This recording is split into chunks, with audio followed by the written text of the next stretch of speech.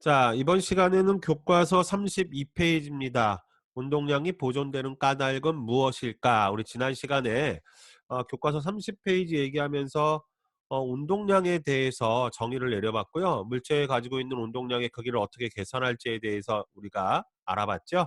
자, 오늘은 조금 더 심화적인 내용이 되겠죠.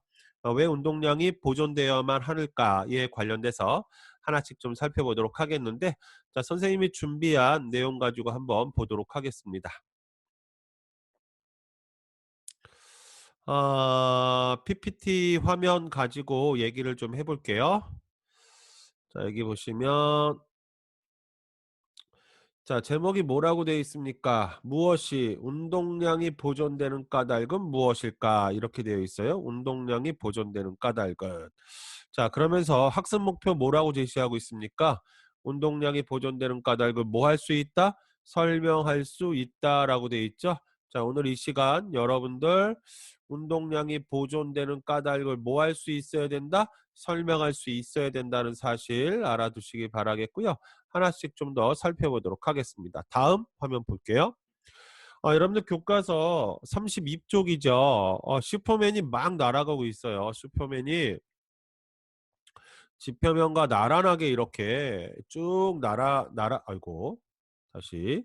지표면과 나란하게 쭉 날아가고 있는데, 날아가면서 건물에서 떨어지는 위험에 처한 여주인공을 구하는 장면이 있습니다. 그런데 지금 뭐라고 되어 있냐면, 날아가서 떨어지는 사람을 안고 날아가는 장면이 나온다. 하지만 남자 주인공의 운동량이 그대로이고 여자 주인공의 운동량만 변하는 건 불가하다. 자, 운동량이란 뭐라고요? 질량에다가 속도의 곱을 가지고 운동량이라고 그랬죠. 그러면 여자 주인공이 떨어지면서 슈퍼맨이 받춘다는 얘기는 떨어지는 속도가 줄어드는 거죠. 그러면 여자 주인공의 운동량이 변화한다는 얘기예요. 그런데 이 슈퍼맨의 운동량이 그대로 유지된 채, 즉 날아가는 속도가 변하지 않고 날아가는 방향이 변하지 않고 이 여자 주인공의 운동량만 변하면서 딱 받아서 위험에서 벗어나게 할 수 있는 방법은 불가능하다는 얘기예요. 선생님, 왜 불가능해요? 슈퍼맨 힘 센데 할 수 있을 것 같은데. 안 된다는 얘기예요. 이 슈퍼맨의 운동 방향이라든가 빠르기가 변할 수밖에 없다는 얘기예요. 그것을 설명하기 위해서 우리는 오늘 운동량에 대해서 좀 더 깊게 공부를 할 예정입니다. 자, 다음 화면 보도록 하겠습니다. 자, 다음 화면 보시면 뭐라고 돼 있어요? 여자 주인공의 운동량만 변하는 것은 불가능한 까닭은 무엇입니까? 라고 했을 때 뭐라고 대답하고 있어요? 실제로는 여자 주인공이 주는 수직 방향의 운동량 때문에 남자 주인공, 즉 슈퍼맨이 여자 주인공을 안고 나서도 수평을 유지하며 날아가는 게 불가능하다는 얘기예요. 떨어지는 여자 주인공의 운동량을 변화시키기 위해서 필연적으로 날아가는 슈퍼맨의 운동량도 변화할 수밖에 없고, 운동량이 변화한다는 얘기는 질량에다가 속도를 곱한 이 값이 변화한다는 얘기예요. 이 값이 변화하기 때문에 달리던 방향으로 빠르기가 변하지 않게 이렇게 운동할 수 없다는 얘기예요. 자, 그 내용에 대해서 우리가 이 문장을 이해하기 위해서 오늘 이 시간 공부를 해야 된다는 얘기죠. 그러면 차근차근히 하나하나씩 살펴보도록 할게요. 다음 보도록 하겠습니다. 자, 토의 운동량 보존이 성립하는 까닭 해가지고요. 목표가 뭐라고 되어 있습니까? 토의 활동을 통하여 운동량이 보존되는 까닭을 알 수 있다. 자, 여러분들 교과서 32쪽에 탐구 9 운동량이 성립하는 까닭. 자, 이 내용을 가지고 한번 얘기를 좀 해보도록 할게요. 자, 다음 페이지 볼게요. 자, A라는 역학수레가 있는데 나무도막이 하나 올라가 있어요. 그래서 이 A라는 역학수레의 전체 질량이 라지 M이래요. 그리고 이 앞에 이렇게 스프링이 이렇게 달려 있어요. 그런데 이 녀석이 V1이라는 빠르기로 달리고 있어요. 그리고 앞에는 B라는 역학수레가 있고 아무것도 실려 있지 않아요. 그래서 이 역학수레의 질량은 스몰 m이에요. 현재 V2로 달리고 있는데 화살표의 길이를 보면 V1이 V2보다 길지요. 즉 다시 말해서 V1의 빠르기가 V2의 빠르기보다 빠르다는 얘기예요. 그러면 조금 있다가 뭐 할 거예요? 그렇죠. 충돌할 거예요. 자, 충돌 상황을 보면 이렇게 충돌했어요. 자, 충돌을 하게 되면 A는 B에게 뭐를 작용할까요? 그렇죠. A는 B에게 힘을 작용할 거예요. 힘을 이렇게. 자, 누구는 누구에게? A가 B에게. 자, 그걸 우리가 한번 문자로 표현하면 힘을 작용할 겁니다. 누가? A가 누구에게? B에게. 그런데 B는 힘을 받고만 있어요? 그렇지 않죠. 뉴턴의 운동 제3법칙 작용 반작용 떠올리셔야죠. 자, 네가 나한테 힘을 줬어? 그러면 나 또한, 즉 B 또한 A에게 힘을 작용하는데요. 그때 작용하는 힘의 크기는 A가 B에게 준 힘의 크기와 크기는 서로 같고 방향이 반대예요. 그러면 이때 B가 A에게 이렇게 힘을 주죠. 두 힘의 크기는 서로 같아요. 무슨 관계에 있다? 작용과 반작용 관계에 있다. 이렇게 여러분들이 이해하면 되겠고요. 그런 이후에 어떤 일이 벌어졌냐면 충돌을 하고 난 이후에 B의 빠르기는 V2 프라임이 됐고 A의 빠르기는 V1 프라임이 됐는데 화살표의 길이가 V2 프라임이 더 길죠. 나중에는 B가 속도가 빨라졌다는 얘기예요. 충돌 이후에. 그러면 우리가 운동량을 계산하는 공식을 가지고만 한번 얘기를 해보면 운동량 P는 질량 곱하기 속도의 곱이죠. A와 같은 경우에는 운동량이 어떻게 된 거예요? 속도가 줄었으니까. 그렇죠. 운동량이 감소했고 B와 같은 경우에는 속도가 증가했으니까 운동량이 뭐 했다? 증가했다. 이렇게 우리가 예측할 수 있다는 얘기죠. 자, 이와 같은 거 머릿속에 넣어 두시고요. 자, 탐구 9 토의 내용 아래쪽에 있는 1번, 2번, 3번 내용 하나씩 하나씩 살펴보도록 하겠습니다. 자, 그림 나에서 충돌한 거죠. 두 역학수레가 충돌할 때 역학수레 A, B에서 작용하는 힘을 화살표로 표시하고 두 힘의 크기를 비교해 보자. 화살표를 표시하고 두 힘의 크기를 비교하면 두 힘이 서로 뭐하다라고 그랬죠? 같다라고 했죠? 이거 뉴턴의 운동 제3법칙 작용과 반작용의 법칙을 생각하면 된다고 했어요. 똑같은 힘을 서로 주고 받는다.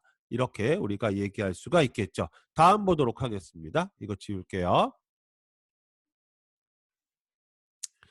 자, 다음 보시면 충돌하는 동안 두 역학술의 A, B의 가속도를 구하고 라고 했어요. 아이고 한 장 넘어갔네요. 뭐를 구하고? 가속도를 구하고.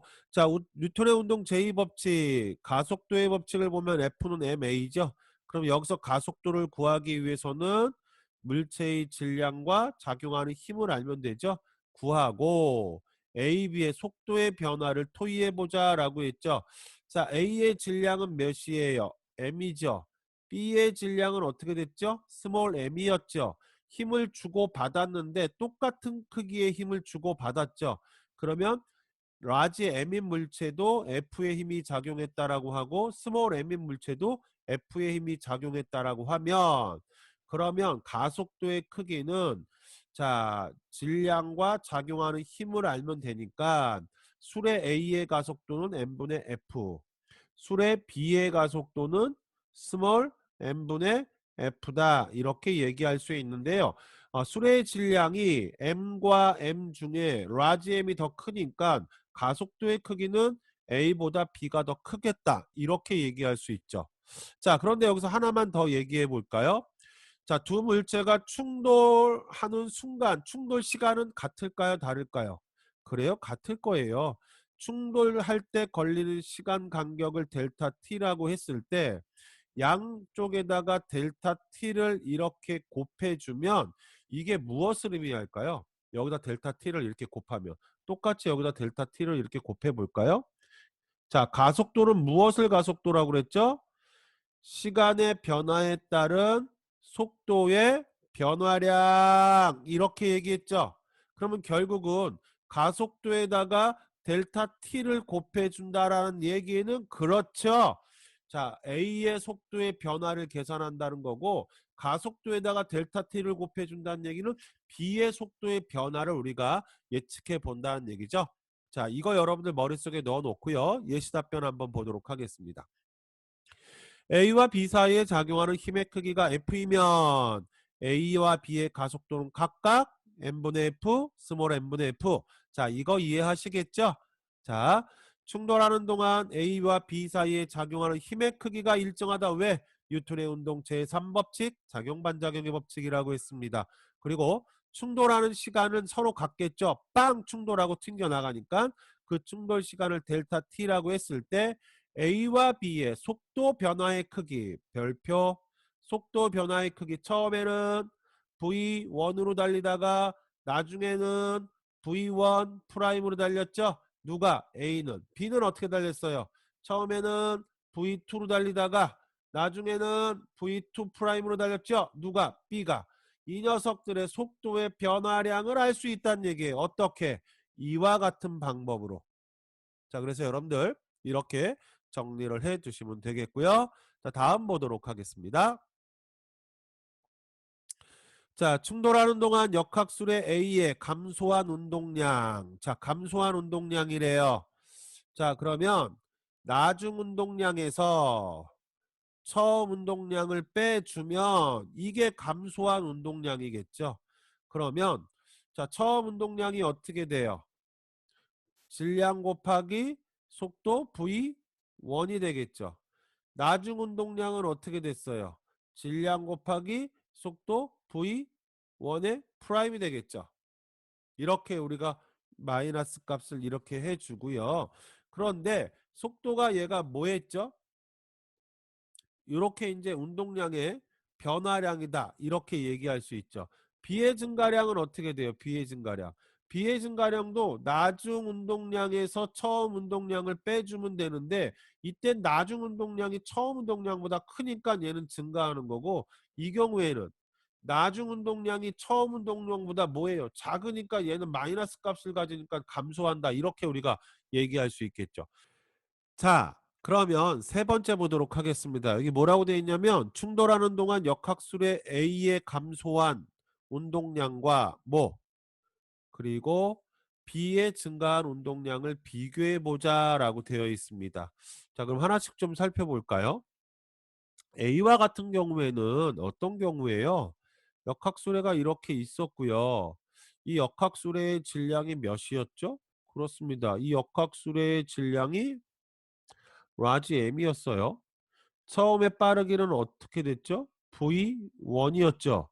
그런데 얘가 충돌한 이후에 이 라지 M의 속도가 V1 프라임으로 어떻게 됐다고요? 줄었죠. 줄었으니까 자, 감소한 운동량은 어떻게 될까요? 요 녀석과 요 녀석의 차이만큼 운동량이 뭐 됐다?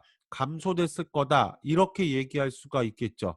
자, 조금 전에 자, 이 라지 M이라는 A, 수의 A의 그 속도의 변화량을 어떻게 표현할 수 있다라고 그랬죠? 라지 M분의 F에 뭐를 곱해줘서 여기다 뭘 곱해줬죠? 조금 전에 델타 T를 곱해줘서 이게 누구의 변화량? 속도의 변화량이라고 그랬어요. 이게 속도의 변화량. 그러면 나중 속도가 V1 프라임이고 처음 속도가 V1이에요. 이걸 뜻하는 거예요, 얘가. 그런데 양쪽 요 전체에다가 이번에는요. 이 물체 A가 갖고 있는 질량을 한번 곱해 볼게요. 질량이 뭐예요? 라지 M이죠. 그러면 여기다가 또 이 전체에다가 뭐를 곱한 거하고 똑같아요?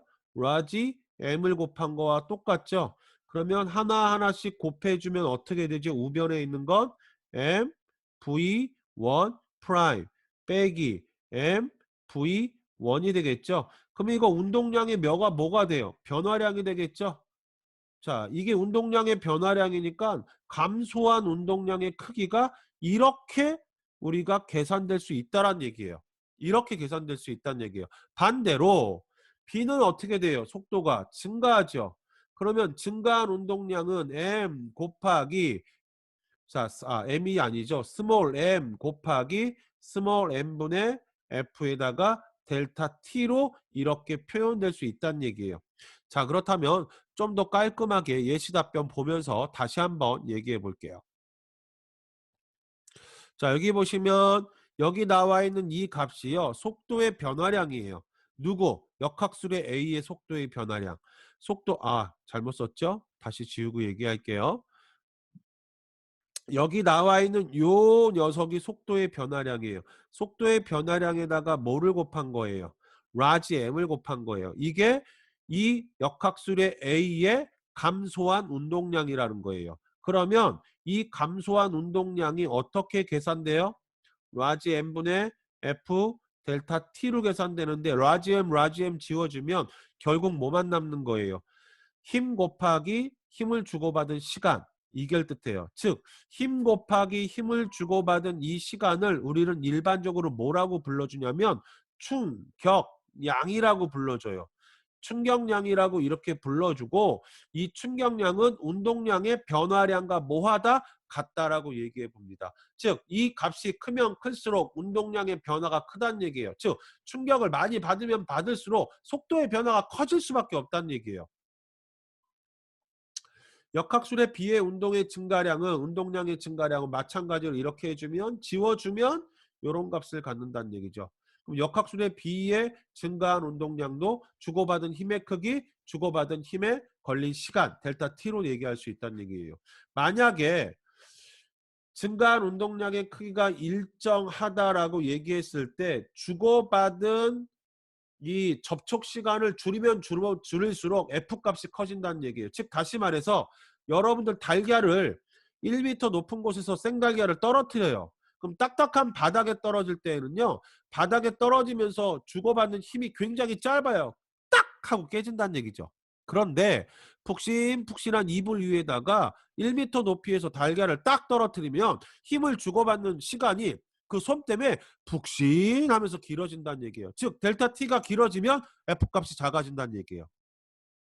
즉, 다시 말해서 여러분들, 내가 달려가다가 넘어졌을 때 충격을 그만큼 적게 받으려면 접촉 시간을 길게 가면 돼요. 즉, 다시 말해서 무릎으로 꽉 넘어지면 무릎이 아프지만 떼글떼글떼글 구르면 내가 아프지 않아요. 이게 이제 유도라는 체육에서는 낙법으로 우리가 얘기하고 있죠. 접촉 시간을 길게 해서 높은 곳에서 떨어져도 다치지 않게 그렇게 한 어떤 요령 중에 하나입니다. 자, 이 부분 이해 가시나요? 이 부분 이해 가시나요? 좋습니다. 넘어가도록 하겠습니다. 지우겠습니다. 자, 운동량이 보존되는 까닭은 A와 B가 부딪히면서 서로 힘을 이렇게 주고받고 있죠. 힘을 주고받는데 주고받는 힘의 크기가 서로 뭐하다? 같다란 얘기예요. 주고받는 힘의 크기가 서로 같기 때문에 충돌 전과 충돌 후에 운동량은 서로 운동량의 변화량은 운동량이 뭐 될 수밖에 없다. 보존될 수밖에 없다는 얘기예요. 조금 더 구체적으로 얘기하면, 충돌이나 분리시 두 물체에 작용하는 힘은 무슨 관계에 있다?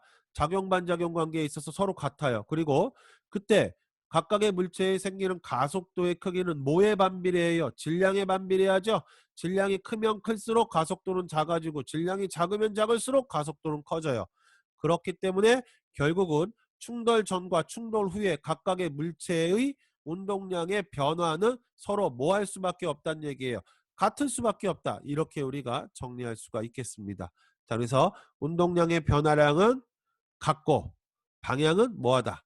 반대이다. 이렇게 얘기할 수 있다는 얘기죠. 자, 그 다음 계속해서 여러분들 교과서 33쪽을 좀 봐주시기 바랍니다. 교과서 몇 쪽이요? 33쪽입니다. 자, 운동량 보존을 적용하여 동전치기의 원리를 설명할 수 있다라고 되어 있는데, 이게 무슨 얘기인지 한번 볼게요. 자, 여기 그림을 보시면요, 동전 4개를 붙여놓고요, 누군가가 동전 1개를 힘을 작용해서 운동시킬 거예요. 여기 이제 부딪힙니다. 부딪히면 이 4개의 동전이 어떻게 운동할까요? 자, 운동량 보존이라는 어떤 생각을 한다면 정답은 벌써 나와 있어요. 그렇죠. 얘 하나만 튕겨나갈 수밖에 없어요. 왜? 충돌 직전 얘가 가지고 있는 운동량이 그대로 보존돼서 표출돼야 돼요. 그렇다면 동전이 몇 개가 튀어나와야 돼? 하나가 튀어나와야 된다는 얘기예요. 만약에 동전 2개를 움직였다. 그럼 동전 2개가 튀어나와야 된다는 얘기죠. 이렇게 여러분들이 정리를 해주시면 될 거예요. 넘어갈게요. 자, 그런 쪽은 이렇게 하고요. 관계는 들어가고 나온 게 서로 같다 이거죠. 뭐 이렇게 얘기할 수 있고요. 튕겨준 동전의 속력과 튕겨나온 동전의 속력은 뭐 할 수밖에 없어요. 무조건 같아야죠. 그래야지 운동량이 뭐 되니까 보존되니까. 그렇죠? 운동량은 항상 뭐 돼야 돼요? 보존돼야 돼요. 이렇게 하고요. 넘어갈게요. 자, 여기 보면 자, 이 자식이 하나가 퉁 가면 하나가 나오고 하나가 퉁 가면 하나가 나오는데 어떻게 하냐 이거야. 얘가 어떻게 알고 하나가 들어왔는지 어떻게 알고. 자, 운동량이 보존돼야 되기 때문에. 만약에 둘이 한꺼번에 가면 그렇죠. 2개가 튀어나올 거예요. 셋이 가면 3개가 튀어나와야겠죠. 왜? 운동량은 보존돼야 되기 때문에. 바닥에 떨어진 유리컵이 깨지는 순간 바닥과 유리컵 사이에 작용하는 힘의 크기는 서로 같고 방향은 서로 반대이다. 왜? 작용과 반작용. 그리고 유리컵이 깨질 때 어떻게 깨져야 돼요? 사방으로 퍼져나가야 돼요. 왜? 그 운동량을 다 더하면 몇이 돼야 되니까 0이 돼야 되니까. 폭죽이 터지면 사방으로 터지는 거하고 같은 효과다. 그렇게 얘기하면 되겠습니다.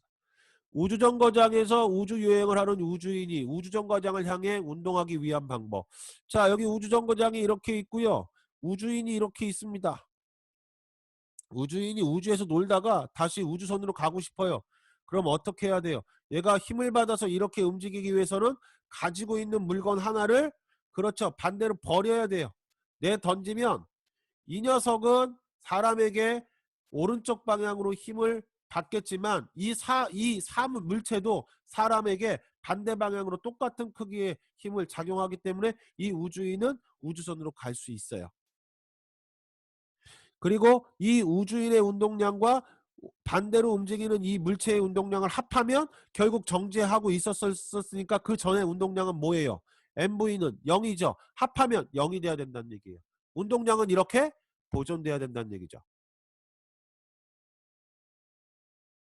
자, 그래서 이렇게 우리가 정리를 해 줄 수가 있겠죠. 자, 오늘 배운 내용의 핵심은 운동량의 보존이에요. 왜 운동량이 보존되느냐라고 얘기했을 때 운동량이 보존될 수밖에 없는 이유는 뭐다?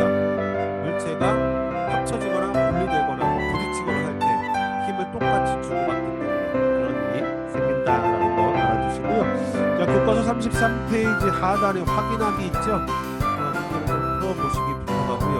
우리가 등교하고 난 뒤에 다시 한번 같이 확인하고 선생님 다음 시간에 운동량과 충격량은 어떤 관계에 있을까에 관련된 내용 가지고 다시 찾아뵙겠습니다.